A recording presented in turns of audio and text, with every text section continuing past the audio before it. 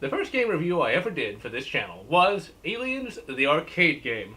I chose that game mainly because I was sick and tired of no other game reviewer talking about obscure good games. Most of the reviews you found back when I first started this channel were on bad games, specifically obscure games on the NES that no one cared about. I wanted this channel to be different. I wanted this channel to be about good games that no one had ever heard of. And today, we're taking a look at a game that people have indeed heard of, but definitely does not get the love that it deserves. Today, we are finally taking a look at the masterpiece that is Prey.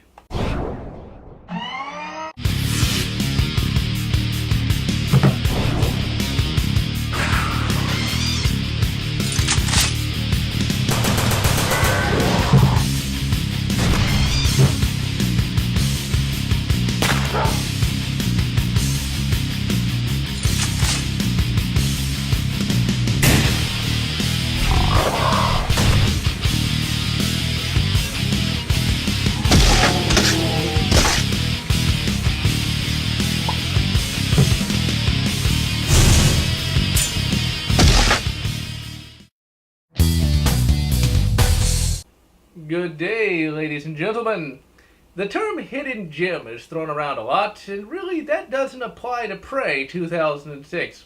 Why, you may ask? Because it has so many great groundbreaking elements that really it puts it more in the realm of Greek steam engine. Meaning the Greeks came up with some concepts that could have been turned into a steam engine, but promptly didn't. So yeah, Greek steam engine. New term, let's start using it. Now, before we get into this Greek steam engine of a game, let's first take a look at its development, because it's an epic tale in and of itself. It's similar on par with Duke Nukem Forever, but the difference is Prey turned out to be good, whereas old DNF did not. The mighty tale of Prey's development begins in the primordial era of 1995. Prey was meant to be the first in a number of games that would run on in-house developed engines and be sort of a showcase for those in-house engines, in a manner similar to Unreal and the Unreal engines. Its initial design would be laid out by id Software alumni Tom Hall. After a year of work, he would leave for Ion Storm. Hall's contribution to the final game would be the concept of an alien invasion. With Hall's departure, 3D Realms brought on Paul Shatima. He would contribute a number of important elements to the final game. His design featured the massive organic alien ship that much of the final game takes place on. The ship at this time, however, would have featured several different alien races, 3 of which would have been called the Trocara. A 4th race was to have been called the Keepers. In the final game, the only aliens to be featured were the Keepers. The final important design element to come from Shitama was the player character. He was the one who came up with the idea of the player character being Native American, at this time called Talon Brave. The final game's portal concept was also a huge part of the development process at this time, and at this point of development, Prey would have been the first game in the FPS genre to have movable portals. The portals and heavily destructible environments were to have been core features of Prey's gameplay, and it was hoped that if Prey's engine could be perfected, it would go on to be used in Duke Nukem 5. That's right, DNF was supposed to have had a sequel, but thanks to George Broussard's insane perfectionism, well, now Duke is forced to temp in other people's games. Here, have another drink, Gray. Who? I'm Duke Nukem. Please! As we know now, Duke Nukem Forever would go on to become a massive disappointment. And as we know now, Prey didn't get released for a long bloody time. The game had a promising start, and it actually got some pretty big hype in 1997 when 3D Realms exhibited a demo of Prey, and it ended up being showcased on a then popular TV show called Infinite Megahertz. Yes, Infinite Megahertz. And still, Prey beat Duke Nukem Forever to market. So what happened? The portals happened. Yes, in 1997, getting the portals to work right was an absolutely insurmountable problem, and development ground to a halt. The head engineer for Prey would later say that the portals made for great tricks, but not core gameplay. The issue here was the fact that the game was too cutting edge for 1997 tech, and thus the game, as envisioned by Paul Shatima, would be disbanded. Later, in 1998, 3D Realms attempted to resurrect the project by hiring programmer Corianne Yu. She was brought onto the project to try and get the engine working, and sadly even she could not get Prey to function, and thus the game by 1999 would enter a period of inactivity. Man, so dark in here. I'm doomed. Prey, thankfully, was not yet lost. For in 2001, tech had advanced far enough to make the Portal-heavy gameplay a reality. Instead of developing an in-house engine, 3D Realms instead licensed the then-new id Tech 4 engine. And instead of developing Prey themselves, 3D Realms tapped the talents of Human Head Software. At this point in time, Human Head were well known for their work on Rune, a 3D action-adventure game released in 2000. 3D Realms, despite starting the Prey project up again, decided that discretion was needed, and thus kept Prey's development out of the public eye for some time. It would not be until 2005 that Prey would be officially announced. And finally, on June 28, 2006, the game, after 11 years of development, would finally be released. And the world rejoiced. And it actually sold a respectable 1 million copies. Sadly, though, that did not keep it from becoming a Greek Steam engine, and you can't even get it on Steam these days. Today, we are specifically taking a look at the Xbox 360 copy that was actually kindly donated by Jason, Mighty T. Now, ladies and gentlemen, let's pop in this absolute masterpiece of first-person shooting.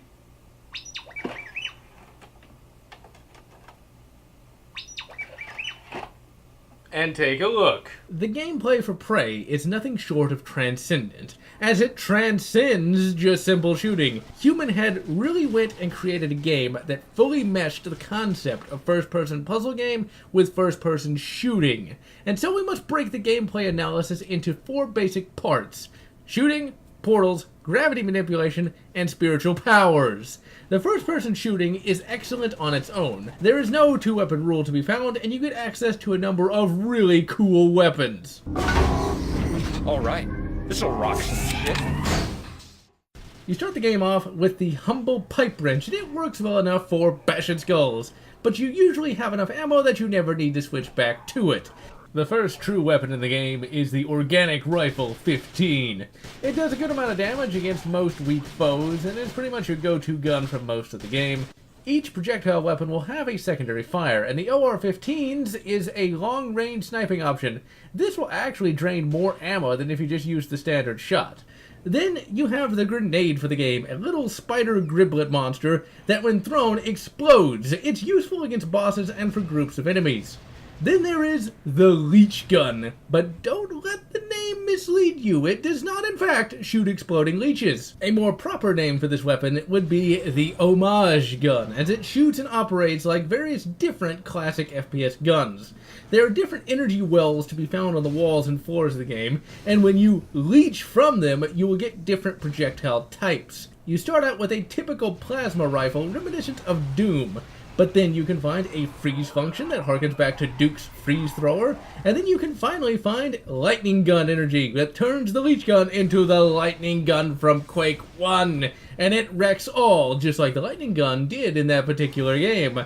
The last function is a super plasma beam of Ascendant Justice, and this function is found in the very final levels of the game and is more or less an homage to the BFG from Doom. You then have the Chain Gun, and it works more or less like all FPS guns of many barrels. It also has an underslung grenade launcher that is good for taking down heavy enemies and bosses. So what could be better than a shotgun? A nail gun? A phase plasma pulse shotgun in the 50 gigawatt range? Well, how about an acid shotgun? Midway through the game, you get an acid-firing shotty, and it is glorious, and is also quite useful against organic enemies and can cut them down in short order.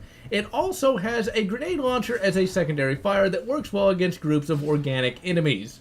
The final weapon you pick up is the classic rocket launcher, and by the time you pick it up, enemies will no longer be OR-15 armed foot soldiers. Rather, they will be these super powerful bastards that will tank most attacks. and the lawn chair will be a telosend, and it will kill them fairly quickly. Like with the weapons, Prey brings a great many imaginative enemies to the battlefield. Your average enemy is, of course, the typical foot soldier. He is armed with the OR-15 and can attack from many different vantage points due to the level design, and is actually a threat most of the game. He is supplemented by other cyborg abominations that would make the Strogg run in fear. You have mutilated humans that work like servitors do in Warhammer 40k. They will normally leave you alone, but if you get too close, they will attack you and actually do some decent damage if they can land blows upon you. You then have hentai mines, little tentacles that will do a tremendous amount of damage to you if you touch one. Then you have two types of dog monster. Both will take a good number of hits to kill. You then face enemies called mutates. These enemies can, of course, tank a crap ton of damage. Later, you face enemies called harvesters that are heavily armed and pop out of wall-ginas.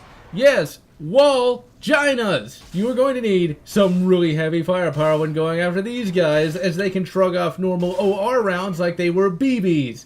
And it gets worse. These cyberginas also have a flying variant that is even harder to bloody well kill. When you get access to the shuttle, you will start fighting the squid bots from the Matrix. These don't take that much damage to put down, but there will be a lot of them to fight at any one time. So now let's move on to the element that gave developers back in the late 90s so much trouble. The portals in Prey work differently from the portals in Portal. In Portal, you shoot the portals into different locations. In Prey, the portals are stationary. The portal physics for Prey are more or less the same as the portal physics in Portal, meaning that when you jump into a portal, you're going at the same speed when you come out of the portal. The portals actually feature heavily into the puzzles and are integrated quite well. And they can at times get a little confusing, but it's not altogether that annoying. If the portals weren't cool enough, there of course is the gravity manipulation. The first kind of gravity manipulation that you get is the wall walking. This really gives the levels a new dimension, and it's actually incorporated quite well into the game. And the wall walking really spices up the firefights. I mean, how many games can you say allows you to shoot enemies while upside down? The other two types are mundane and really cool. The first type is, of course, you push a button and it reverses the gravity. This is done to solve a couple of puzzles. But then the other type of gravity manipulation ties in with the Cherokee spirit powers. You get a spirit bow, and with this spirit bow, you can reverse gravity and change it from left to right by shooting these little glowy things. However, you need to be careful. If you use up all your mana, you end up getting stuck, and you either have to die or reload the save. Moving on from gravity manipulation, let's now take a look at the spiritual powers. This is definitely weird, but it could come in handy. You have the ability to astrally project yourself. This is where your astral self is projected from your meat sheath. Your spirit form will be able to go places where your meat bag cannot, such as through force fields and across spirit bridges. And this, of course, does aid in solving puzzles. So in most games, when you die, you reload the save or go back to a checkpoint. Standard stuff. But depending on the load times involved, this can take you out of the game. Well, Human Head got around this particular handicap by sending you to the Cherokee Afterlife. Yes, you die, and you go to Cherokee Heaven. While there, you shoot down spirits of the restless dead to refill your spirit meter and health meter. Then you are dumped right back where you died. No having to wait for the save to load, and no having to play through the same bloody areas over and over again. I will admit that shooting the restless dead does get a little old after a while, but that being said, if you manually reload the save, it takes forever to load, so it's actually faster to just finish the bloody minigame. It is a very good thing that you can come back from death so easily, because this is a tough first-person shooter. The enemies can actually hit you, and they can hit you hard. And this game does not have regenerative health. Yeah, a tiny portion regenerates, but it means you can only take maybe 1 or 2 hits. And there are no health kits in the game at all. Instead, there are health mist projectors that are very few and far between. The aforementioned shuttle factors into the game's vehicular combat, and the vehicular combat is integrated into the game absolutely perfectly. It never feels tacked on, it's not difficult to control, and overall makes the game that much more interesting to play. Now some might balk and say, well, Prey might be great and all, but it doesn't have a gravity gun. Well, my son, Prey has got you covered there, as the vehicles have gravity guns, and they are used in late-game puzzles. The puzzles can leave you stumped at times, as they require a bit of effort to figure out, and will leave you going, oh yeah, I get it now. For example, you get stuck in an electric Rubik's Cube. The game tells you nothing about how to solve it, and solving it is not really all that self-explanatory. But once you do figure it out, one will definitely be satisfied. Since this is a game from 2006, the graphics have of course aged. There is some weak texture work here and there, but on the whole, for a game that is 11 bloody years old, it still holds its own with modern games. The enemy models are well detailed, and the weapons also have moving bits to them and look fairly unique. Unlike with other id Tech 4 games, you're not just restricted to tight corridors, as the game does give you numerous open areas, and the various gravity changes keep the various corridors from getting various bits of boring. This game's level design has not aged in the slightest, as Human Head really went all out with the level design and made some really cool areas to fight through, and the game itself feels unique. You don't just fight through the same straight bits over and over again. You fight through one area, and then spirit walk to open a force field, and then walk on a wall, and then shoot some bastards that are actually upside down. The music for the game is absolutely excellent. You've got some licensed music, and you have music from Jeremy Elder Scrolls Soul. I will not be playing any music that is licensed, because if I did, this video would get taken down faster than if I criticized the enlightened lords of Google. Hallowed be thy names. The game features a good number of classic rock songs, including Living After Midnight by Judas Priest, my favorite metal band of all time. The Jeremy Soul stuff is mainly in the background and is just really ambient-styled music. But despite this, a number of tracks do make themselves heard now and again, and the Native American-styled music is a bit catchy. Voice acting in the game is actually really, really good, as in animated movie levels of quality. This game does not feature any celebrity talent, though. Kiefer Sutherland does not show up here, thankfully. And I misspoke earlier. There is one celebrity voice actor in the game, Art Bell. I thought he was just some made-up character from the game, but apparently he is a real guy. Throughout the game, you can find monitors tuned into a radio station hosted by Art Bell, and he will have on guests that try and figure out what is going on. These little radio bits are voice acted well, and Art Bell turns in a great deadpan performance, once again cementing that this is in fact a 3D Realms game. Back in the day, 3D Realms games were well known for their background events. And this concept really made the game worlds feel like true 3D realms. In this game, there is no pressing F. Rather, you, the player, control just about everything. You press all your own buttons, open your own doors, and solve your own puzzles. And if 3D Realms had made a Call of Duty game, likely paying respects would have been a bloody puzzle. The game even gives you things you can control for the hell of it, just like an old Duke baby, such as slot machines. Yep. Prey has a special cameo from the Neon Clawed Gambler. Since you can push just any button you want, surely the developers at Human Head wouldn't want to, I don't know, trick you into pushing a terrible button of some description, right? Oh, you know where this is going. The first few buttons on the alien ship are perfectly innocuous, lulling you into a false sense of security, and then you come across a button that looks just like everyone else, only it turns on a human killing machine. Literally a machine that turned humans into literal chili meat. I actually was more than a little aware of this particular machine when I first played the game.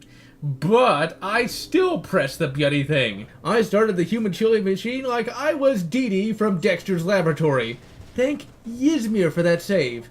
But that, ladies and gentlemen, is your 3D Realms game.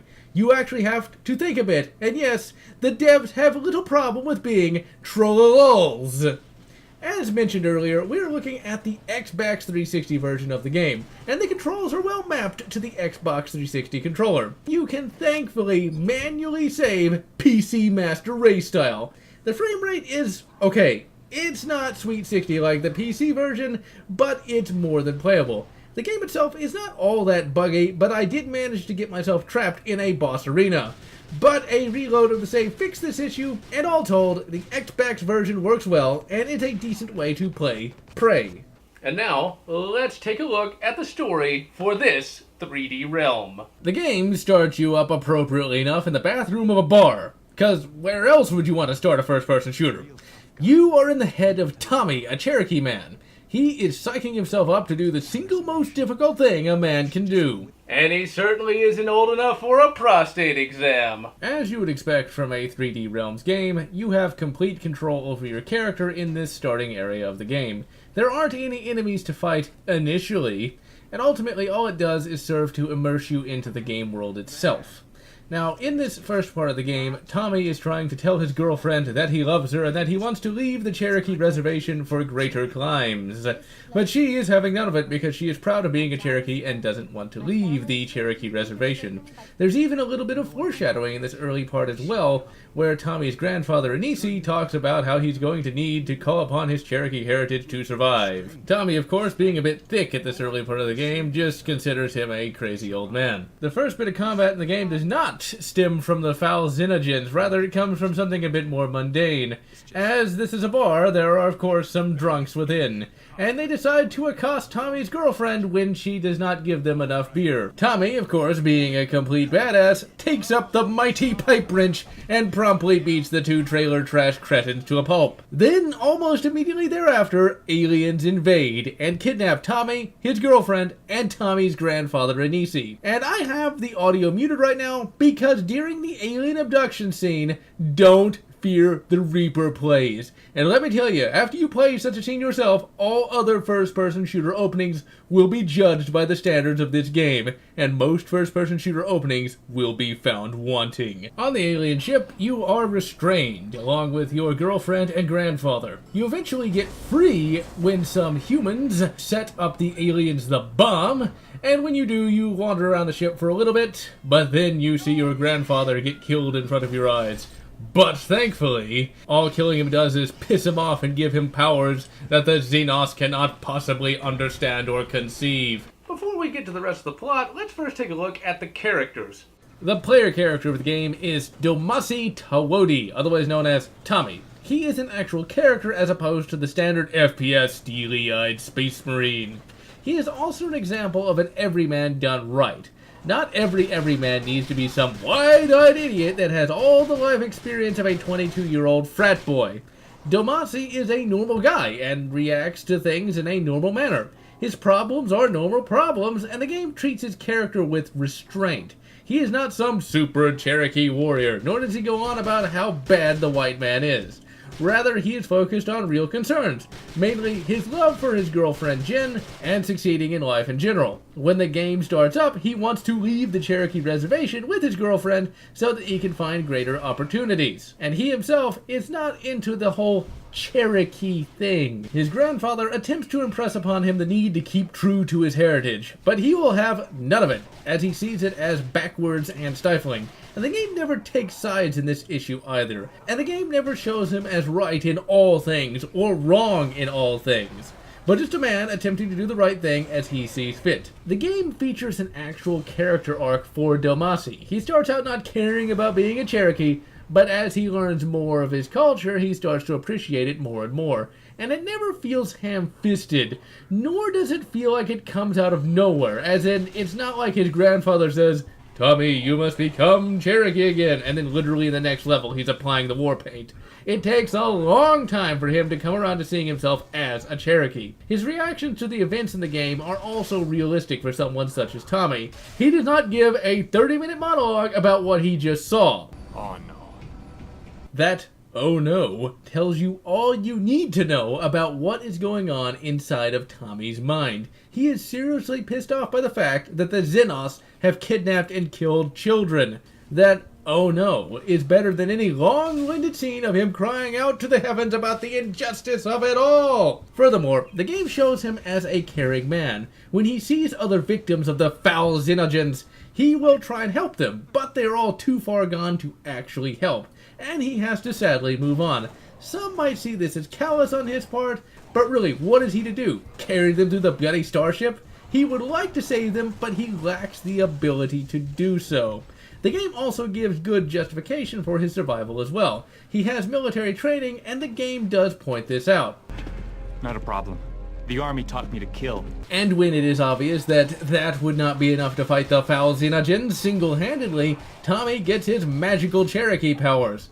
In all reality, this is one of the few games to really, truly justify the one-man army concept. Moving on, we have Jin. She is a decent character in her own right. She is not some whinging woman. She is actually a good example of a strong female character. She is true to her beliefs and is brave in the face of death. And the only reason she is not kicking any ass is due to the fact that she has no weapons training and is restrained most of the game. We then have Tommy's grandfather, aka Cherokee Obi-Wan, or Chobi-Wan for short. Let your spirit carry you where your body cannot pass. See, I told you he was Chobi-Wan. But still, his real name is Anisi, and he is Tommy's mentor throughout the entire game, and is the voice of reason. However, despite Tommy not being a complete idiot, he's still kind of an idiot, and will constantly ignore his advice. And it's only until late in the game that he actually starts paying attention to Anisi. The grandfather character is excellently written, and he is not just a mouthpiece for exposition, and actually acts in a realistic manner. And like Jin, makes the game feel more alive. Pun intended. Lastly, we have the main villain, and this is jumping the gun a bit as she does not appear until way late into the game, but she needs to be discussed here. She is called Mother, or as I like to call her, Fee Space Satan. The game plays her up as being completely unstoppable, and she will taunt you from time to time.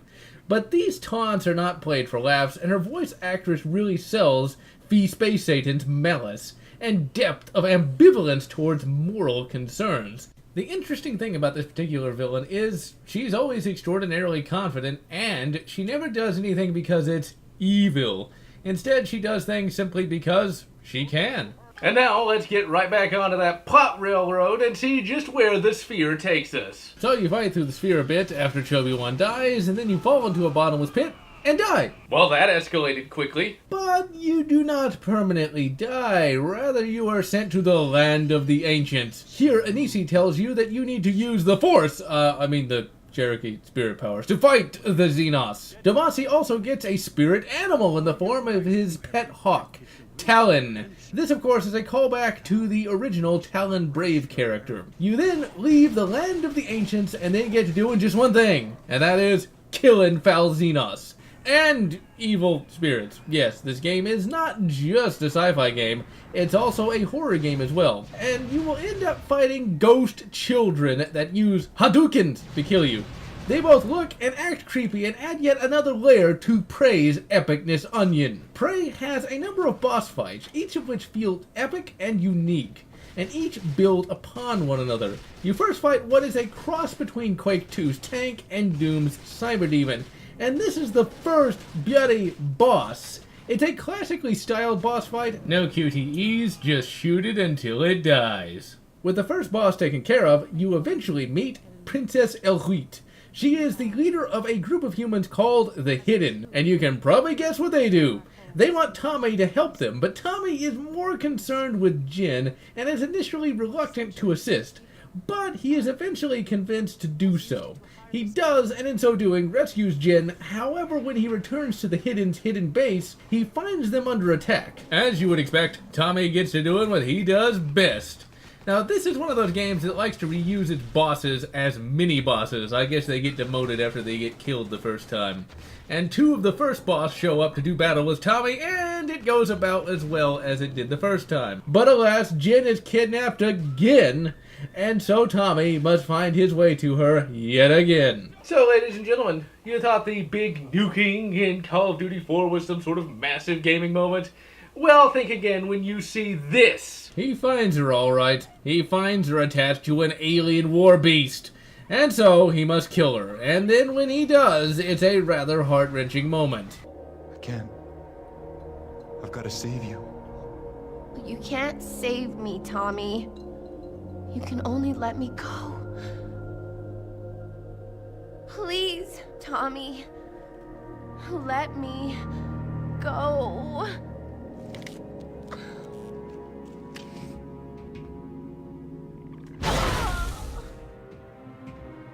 Jen. I love you. That is a pretty hardcore moment, and it is played quite maturely. Quake 4, a game that came out 1 year prior, actually did something quite similar. In that game, you have to fight your cyborg CO.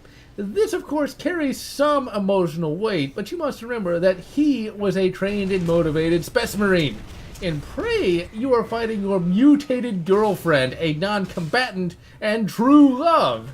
And Prey fleshes out both Jen and Tommy to the point that you legitimately want to save Jen and have everything end happily ever after. It really is quite emotional when the hero fails. The stakes actually get ratcheted up to an almost ridiculous level though. Close to the end of the game, aliens actually invade the Cherokee land of the Ancients. I guess this makes sense, since it's implied that the land of the Ancients is in another dimension, and the Xenos have shown the ability to move through different dimensions, but still, that's a little far-fetched even for me. Eventually, you face a boss called the Keeper. Throughout the game, it's implied that he is the one responsible for literally everything. Yeah, however, it turns out he was only a lackey for Mother. This is yet another cool way of ratcheting up the stakes, even though the stakes are pretty high when, well, heaven is being invaded. The guy you thought was the boss was just a mere lackey of an even bigger boss. And then you end up fighting all of the Keeper's buddies. And then you learn after that Space Satan actually wanted you to win the entire time. Space Satan tells you that she was training you to take over the sphere from her, as she has grown bored with existence. This is yet another brilliant move on the writer's part. The villain of the game isn't evil, isn't malicious, just bored, which to me is way more scary. The boss battle with Space Satan is fun and requires a bit of thought, but once you figure out the gimmick, it's easy enough. Then we get one of the most awesome endings in game history. And I'm not making that up or simply exaggerating. After you kill the Mother, you become the controller of the sphere, and here is where I thought the game would end, with it being ambiguous as to whether or not Tommy would become evil or use his newfound power for good. Instead, we have Anisi tell him that the power is too great a temptation and that he must destroy the sphere, and Tommy does so by crashing it into the sun. That gets extra points for actually remembering that the solar system has a sun. And the game ends with Tommy meeting up with Jen and Anisi in Cherokee Heaven, and he is told that he will have further adventures in later games, life. But still, the game is not over, as after the credits we are treated to a bit where we walk around Jen's old bar and we learn that the world is rebuilding from the Xenos invasion. And then we have Princess Elhuit show up, apparently still alive, and she says that Tommy has to go with her to meet some new aliens and potentially take on a new mission. And the game ends fully with Tommy jumping into a portal and traveling onward, only to find himself in another universe entirely, where he is either an Asian man or an Asian woman. The end. So that is Prey, ladies and gentlemen, a game that is in every respect a true classic. A game that can stand with the likes of Doom 1993 and Duke 3D. It is every bit the masterpiece one would want from 3D Realms, and truly feels like a 3D realm in and of itself. It also feels like the natural evolution of a 3D Realms game. The story is top tier, the gameplay is top tier, and ultimately Prey 2006 is a complete game that never leaves the player wanting. As for the cliffhanger, the game is self-contained enough that a sequel really was not necessary, and any further adventures of Tommy can be left up to the imagination. There would never be a sequel to Prey 2006, but in 2017, 11 years later, there would be a game with the same name. This game is nothing short of excellent as well, although it has absolutely nothing to do with Prey 2006. In Prey 2017, you play as either an Asian male or Asian female named Morgan, and the entire game takes place on a space station. Here, you do not fight a sphere's worth of aliens, rather you fight a different Xenos species called the Typhon, and the game is more of an RPG than a straight shooter. Its story is excellent as well, since Chris Obsidian Avalone was part of the project. While this game does not carry on any of the plot lines or characters from Prey 2006, it does not disappoint and does not dishonor the Prey name. And so that is Prey, one of the most unsung games of all time. It is a game that deserves to be played. Hell, even if I just spoiled everything for you, it's still an enjoyable experience because I spoiled most of the game myself before I ever played it, and I was still completely enraptured by the story and the gameplay. So with that, I am GeneralLotz, wishing you good Prey 2017, and good Wolfenstein 2, The New Colossus, or whatever makes you happy. If you enjoyed my review of Prey 2006, please consider subscribing, and if you can, please consider supporting me on Patreon so that I can continue bringing you these awesome video game reviews.